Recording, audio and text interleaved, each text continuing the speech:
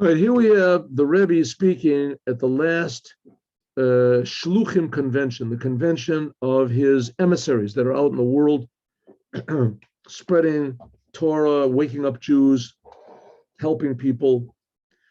And the Rebbe is saying to them that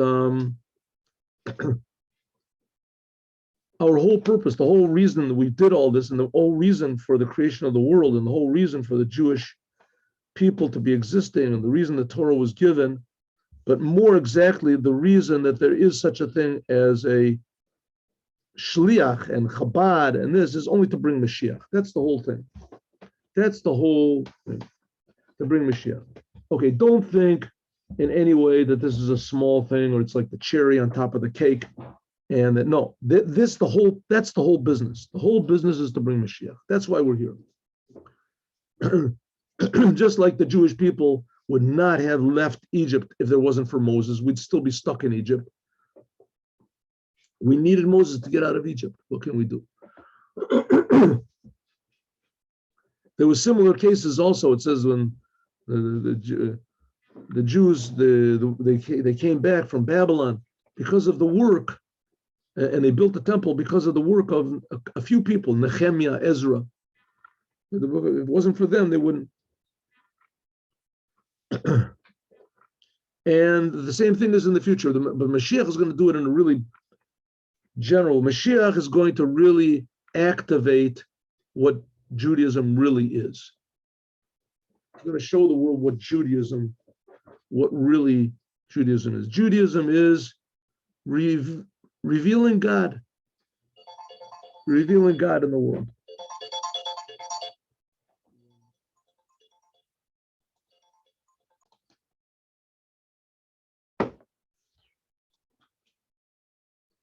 Okay, so the Rebbe says that's the whole idea of a shaliach, of an emissary. And we have an example from this week's Torah portion. Eliezer was the faithful, super faithful servant of Abraham. If you remember last week, it says that Abraham fought and defeated 4 powerful kings. And that he, according to one opinion, he did it alone with his servant Eliezer, 2 people. They went in the middle of the night and they beat these 4 kings. They defeated 4 armies, not just the kings, 4 armies of people. So Eliezer, he was his faithful servant. So Abraham says, okay, listen, I'm old. I can't do this thing on my own. I'm making you my emissary, my messenger, my proxy, my, my representative. You're going to go and find a bride for my son, Yitzchak. And from this marriage is going to come all the Jewish people. From the Jewish people is going to come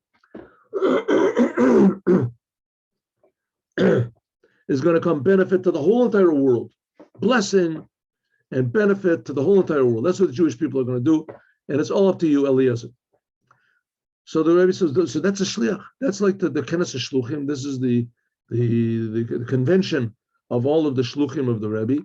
This is it. So he says you have to learn from Eliezer. You want to be a good shliach, a faithful representative of mine. Learn from Eliezer. Okay, so the Rebbe starts to analyze this. What exactly was in what category, what capacity was Eliezer serving Abraham? Right? Was he just sent to do a job? Right? You hire some guy off the street and say, listen, I got a job for you. I'll give you a good wage. Do X and Y. And he asks a few, questions, and he does it. And he does it, which that seems to be the way things were, because we see that Eliezer used his free choice and made his own decisions a lot. He didn't, say I can't do that because Abraham. Then he made up his own, his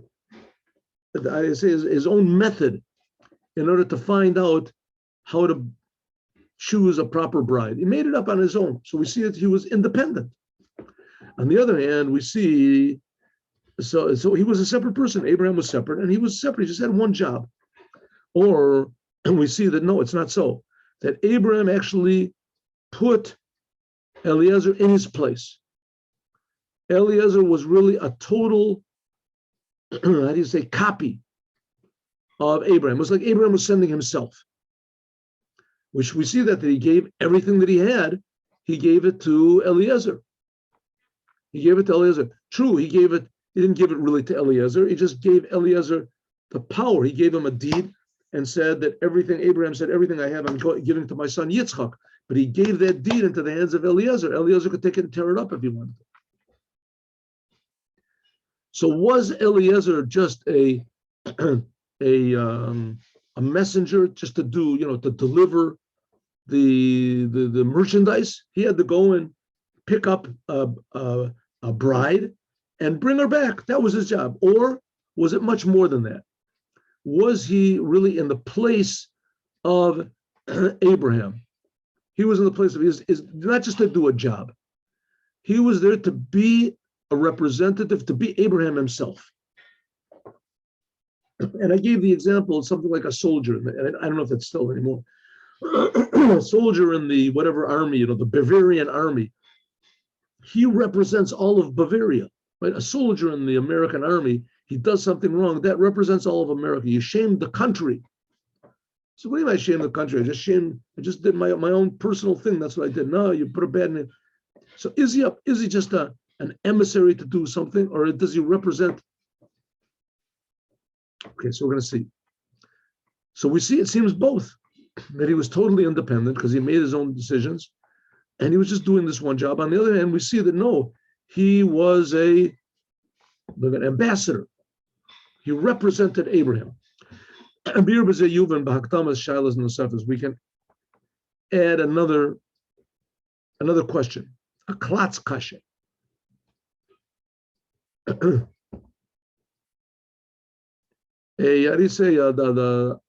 A simple question. It's an obvious question. What did it say? That Abraham gave a deed for all of his possessions, that he was giving all of his possessions to Yitzchak, to his son, and he gave this deed to Eliezer. Shtar matana. It's like he gave a check for $20 million, right, written to his son Yitzchak, and he gave it to some stranger on the street. You don't do a thing like that. He could cross out the name. He could do something. He gave it to Eliezer. How could he give? So it must be that he wasn't some stranger on the street, Eliezer. That Abraham was really empowering his Shaliach, his representative, Eliezer, totally. So let's see. That Abraham wrote a gift, a check, giving his son Yitzchak everything that he had. In order that the prospective bride would jump at the opportunity. Even if we're talking about charity, the law is regarding charity. A person is not supposed to give away everything he has to charity. And a person that does so, overall data katuv, he transgresses what it says in the Torah. Shahari Walmar, because it says, Mikol Asher Lo, you have to give charity from that which you have, and not that which you have. Charity is supposed to be given from all that you own, but not all that you own. If so, how could it possibly be that Abraham gave everything that he had to Yitzchak? Even if you would say that I'm giving you everything in an inheritance, and I'm giving you possession of it now in inheritance, but Gam Az Loya B'davar Muban, it also wouldn't have been understood. Even if you said, listen, after I die, you can take everything from now. That's also not understood. How much more so that he gave him everything that he had from now on? how much more so, what would that mean? That if Abraham, let's say, sold his house and then he died, so Yitzchak could go back and say, listen, my father wrote a deed giving me everything that he had from the time of the writing of this deed. And after he wrote this deed, he sold the house to you and then he died. You have to give me the house back. The house doesn't belong to you. So it means that everything that Abraham had, if he would have written a deed like that, saying after I die, from this moment on, in other words, let's say it was 10 years before he died, from this moment on, everything belongs to, retroactively, everything belongs to my son Yitzchak. So that's also not good. How much more so now that he gave everything he had to Yitzchak right now in order people would be happy to send their daughters to get married to such a rich person like Yitzchak. Abraham had to give him everything. He could have given a couple $1 million. Abraham was rich, it says. Even if Abraham would not have given over to Yitzchak everything he had, but just a lot, 80%. Abraham, it says, was tremendously rich. That would have been enough. People would have jumped to marry their daughters to such a rich young groom. Why did Abraham have to give everything that he had? A deed, everything he had, giving it to Yitzchak. Of Efrat, and especially Avram was already Kaf Mem Shana, he was already 140 years old. This was 3 years after the Akedah, after Sarah died. And Abraham, he lived afterwards many, many years. Abraham lived to 175 years old. He lived another 35 years. So if so, Abraham, for the remainder of his life, he had to have certain properties, certain possessions, avor b'nei beso, for his entourage, the people in his family, his household. And especially afterwards, it says that Abraham went and he took another wife, it says. It says that Abraham took another wife and he married and he had more children from her. Right? They said he sent his children that he had, he sent them to the east. That's where Hinduism comes from. This. But Penimis and Yanim. Nitanoy Lavair Alma Apimasha Neamar Yitzchak ben Avram Holadet Yitzchak.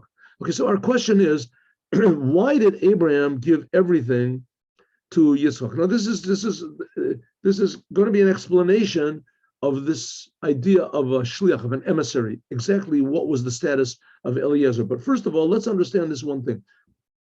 Abraham gave to Eliezer a document stating that from right now, I am giving everything I own to my son Yitzchak. How could Abraham do a thing like that and give away everything he had? He could have left a little bit. He didn't have to give him everything. He could have given a couple $10 million. That would have been enough, right? Abraham was a very rich man. Why did he give everything to Yitzchak? So it says, there's a pasuk, it says, Yitzchak Eila told us, next week's Torah portion, these are the generations of Yitzchak, the son of Abraham. Abraham gave birth to Yitzchak. That's how the Torah portion starts off. The rabbis say, Kalaster Panav Shel Yitzchak, that the appearance of the facial appearance of Yitzchak, Dom El Avram, was exact copy of Abraham. Sheken Gam B'Pinim Yusam, also in their innerness and their service of God, they were one thing. True, they had different sort of aspects of serving God, but their whole life was just devoted to serving God. Ha'avot Hein Markava, says Abraham, Isaac, and Jacob, all of them were just vehicles for revealing God in the world. Right? Like a television reveals television waves that are in the room. Their television waves are everywhere, but until you bring a television, you don't know about it. Well, God is everywhere, and God's meaning and blessing is everywhere, but until you have the proper tool, the proper vessel to reveal it. You can't. Abraham, Isaac, and Jacob, they were vessels like this. They revealed godliness in the world. They were a markava. They were a vehicle for God. All three of them.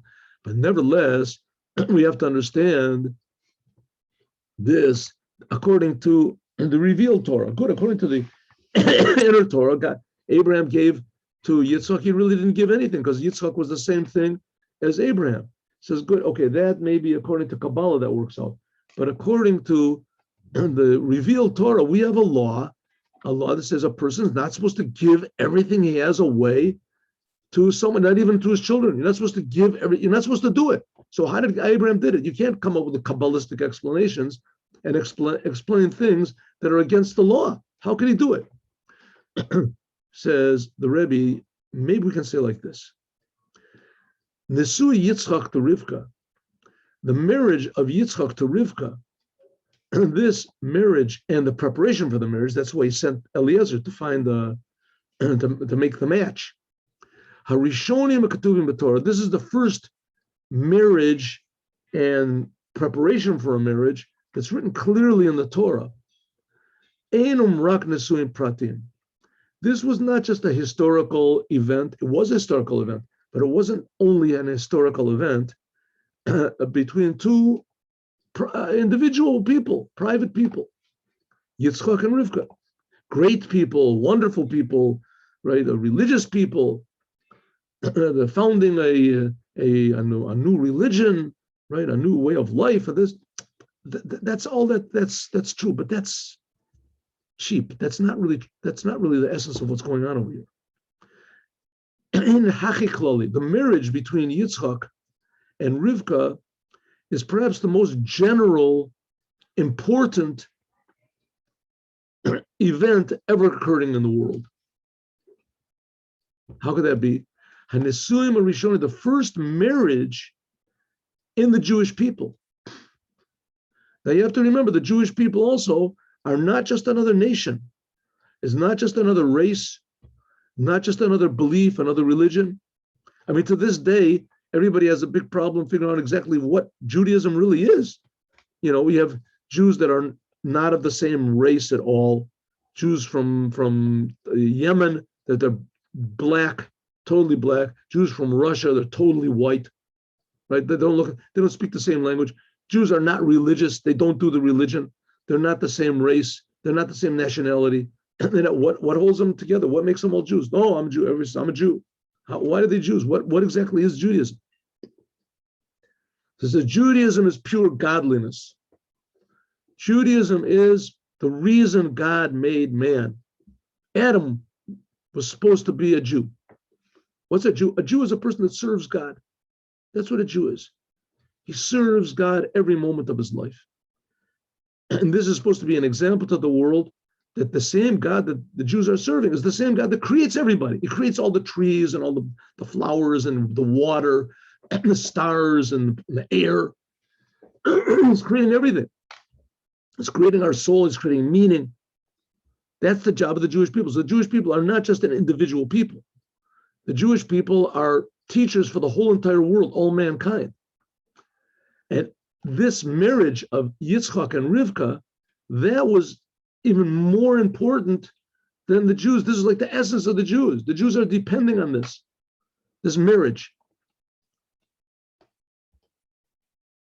This is the first marriage of the Jewish people after the circumcision. Abraham married Sarah, and even more. But he married Sarah. This was before he was circumcised. So in a certain sense, the Jewish people really weren't the Jewish people. There was no people because Abraham he married his wife, but there was Ishmael. He wasn't the Jew. After the circumcision came Yitzchak. Then the Jewish people really started. That was the covenant that God made with Abraham. This marriage was made, told us there was made offspring. This is the continuation of the Jewish people. In other words, Nosafal and Nesuim Pratim, in addition to the fact that Yitzchak and Rivka were private, individual, historical people, they really lived. But in addition to this, Morim Nesuim Gam Al Nesuim Shel Klal Yisrael. This shows on a general marriage of all of the Jewish people. What is this marriage of Jewish people? Hanesuim alalu heviu et the toldos. This brings the offspring and the existence of all the Jewish people to the end of the generations. And this, they weren't just giving birth to another person, to Yaakov, they were giving birth to the whole entire continuation of the Jewish people. Yesh Lomar, we can say, Shaloch, and therefore Abraham gave everything he had to Yitzchak, because this wasn't just a individual private wedding between Yitzchak and Rivka, but this is the marriage of all of the Jewish people. So automatically, Zegam Nogea Lekal in Yanashal Avram Atzmo. This is relevant to everything, every aspect of Abraham himself. Biyoto Arosh Shel Klal Yisrael, because Abraham was the first Jew. He was the beginning of the Jewish people. Umishum Kach, therefore, therefore, Abraham knew that the continuation of the Jewish people in the world was of the utmost importance. All mankind depends on it. So therefore, Abraham put everything, devoted everything that he had to this goal. Kol asher lo, everything he had. If it was speaking about Abraham as a individual father of Yitzchak, it was a family, right? They had a family. His child was Yitzchak. As lo matim, then you're right. It wouldn't be fitting to give everything he had for the marriage of his son. You don't do that. It would be against the Torah. Only give a portion, a big portion. Who noten you could give. A party has to leave for himself. But because this marriage was unlike any other marriage that's ever been in the history of the world, this marriage was the most general marriage there could possibly be. And this surrounds all of the Jewish people. That's the whole essence of what Abraham is. Abraham was the head of all the Jewish people. He was the first Jew. Therefore, Abraham there was no place that he could leave over anything, even the smallest detail, for himself. Avram couldn't separate himself in any way from this marriage. Therefore, he gave everything that he had. He gave and he invested in this, not only everything that he had, but he invested himself totally. And not only that, this marriage came davka b'kocho shel Avram. It came because of Abraham. Abraham gave birth to Yitzchak. Why? Because he circumcised himself and he circumcised Yitzchak. And afterwards, then after Yitzchak was circumcised, after Yitzchak, of course, was circumcised at the age of 8 days old, but only then was made the shidduch by means of Eliezer. This ultimate important thing, the most important thing in the world, the continuation of the meaning of mankind, the Jewish people, and who are here to bring blessing to the whole entire world. It all depends on this marriage. This, how do you say it? Ultimately important marriage. There's a word for it, not, what is it? I can't remember. Anyway, an ultimately important marriage that there could possibly be. And Abraham did it by means of a messenger, Eliezer.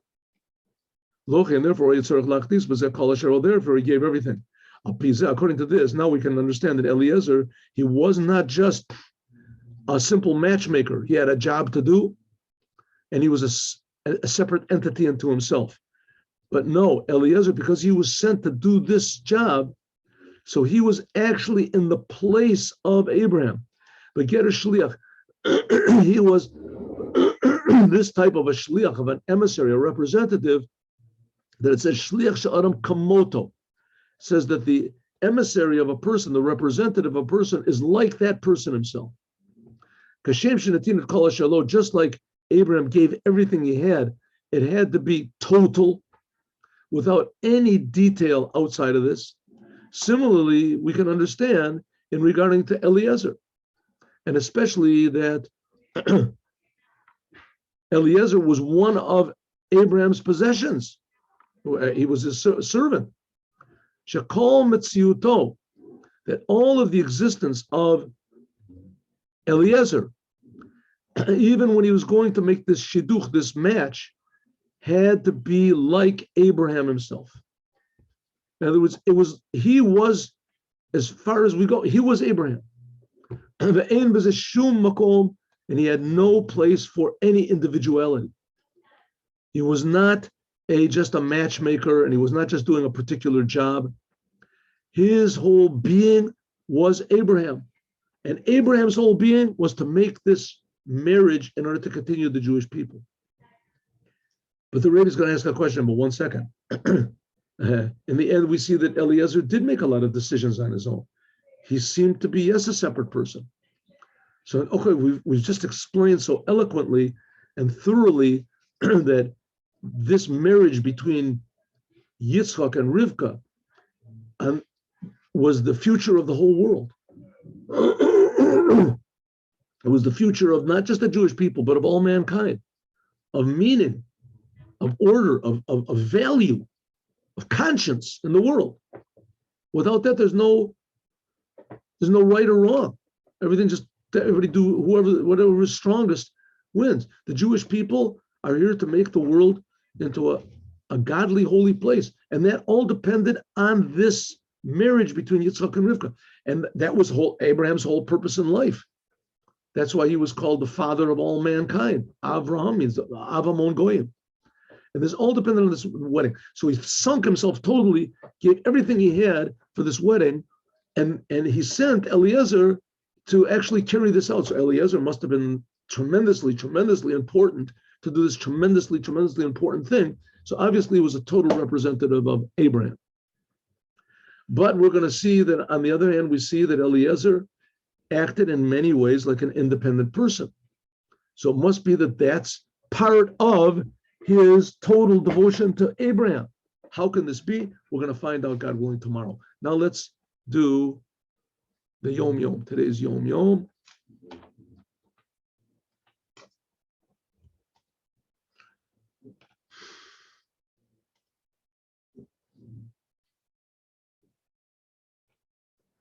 Rav Shalom Dober, there was his birthday was yesterday. And this is he was born in 1860. He was named for the second Rebbe of Chabad, Dvar, and also half of the name of the Tzemach Tzedek's father, which is also Shalom. Shalom Shechner. Shalom Shachner says. Every year my father would say, this is the previous Rebbe speaking about his father, Shalom Dovber. That was the fifth Rebbe of Chabad. The previous Rebbe was the sixth Rebbe of Chabad. Every year my father would say a mimer on his birthday, but he did it secretly, unless it came on Shabbat. But on his last birthday here in the world, this was 1920, he said a mimer, Natata lirecha Nes. When he concluded the mimer, he said, on a person's birthday, you should say Chassidut. May God give you a gift that you may say Chassidut on your birthday, but it should be with kindness and mercy. It took 7 years for this to happen. It says when was that? When the previous Rebbe got out of prison, the 12th day of Tammuz. Then he started saying, my morning became, okay, let's meet again today at 3:00, God willing, Chumash class. I mean, thank God there's a lot of people that watch these classes on, a few days ago, there was one class that 1,200 people, all of a sudden it popped up. Usually there's like 50 people see, 30 people see, sometimes there's 100, 200. And in a course of a few days, a few months, sometimes there's like 500. But there's like 2 days, all of a sudden there was 1,200 people. Well, we'll go and understand that someday. God bless you all. Have a good day with Moshiach now.